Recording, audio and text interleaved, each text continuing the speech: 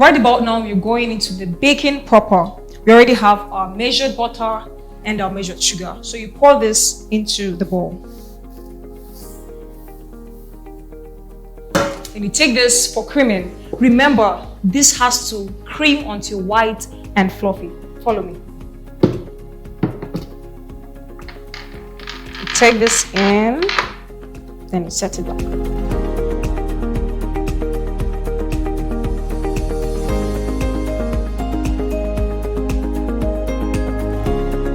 Okay, so you open this, you take this off.